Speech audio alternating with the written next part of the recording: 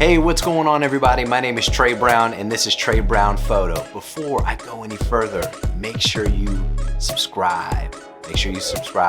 Turn on the notifications because I'm always putting out content that I think just about any entrepreneur, small business owner, somebody starting off in photography can value. Now the topic I want to hone in on today is what should you charge starting off in photography? That is a very good question. Now let's assume that you got your portfolio built out, you got examples of your best work available for people to see, but you're still wondering, hey, well, somebody just messaged me, what should I charge them? I like to start with what they call market research. Take the two elements apart. You got your market and then you got the research. Let's start with market. The market is going to be where your client or potential client can buy and where they can shop the different options. For example, in real estate, you have comps. You have what has sold for what in what neighborhood. You may have a house of this style and a house of this style. You know, that informed customer is going to look at, okay, well, historically, this is what has been an offering and this now is an offer. Does that make sense to me? Now, as a photographer specifically, what I like to do is I like to go on good old Google.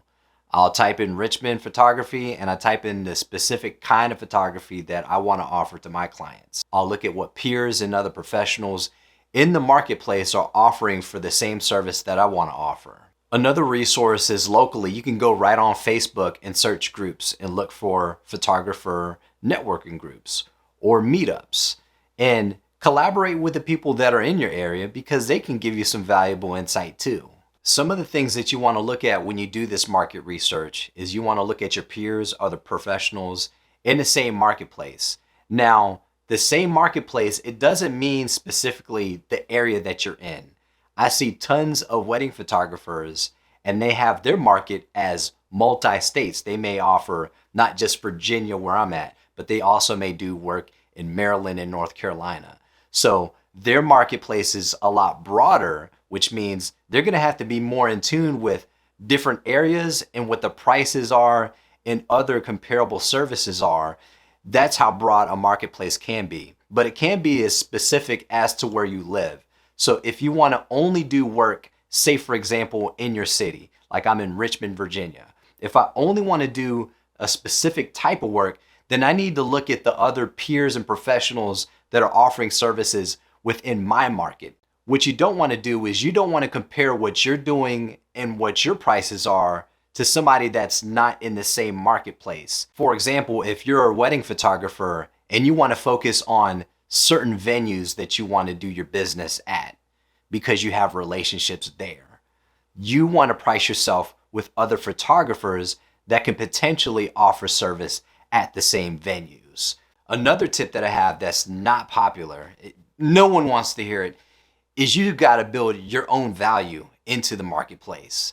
You can't price yourself out along the same price as somebody that's been doing it 3 or 4 times as long, that's more well known, that's more respected in that area.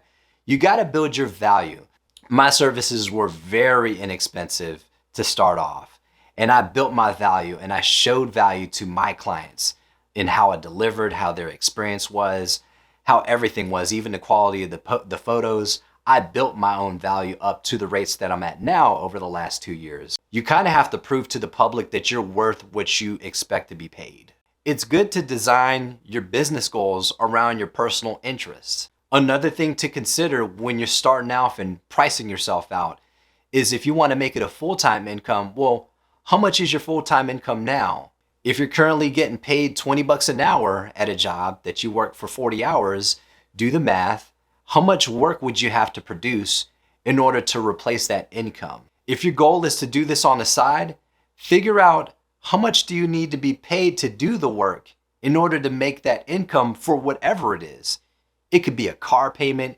It could be to spend money on a vacation. It could be for your kids' education.